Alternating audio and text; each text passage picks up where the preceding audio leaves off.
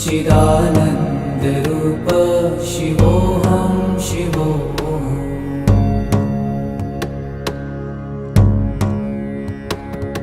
न च प्राणसंज्ञो न वै पञ्चवायु,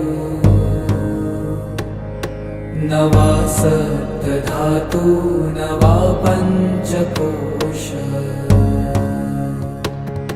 न वा पाणिपादम्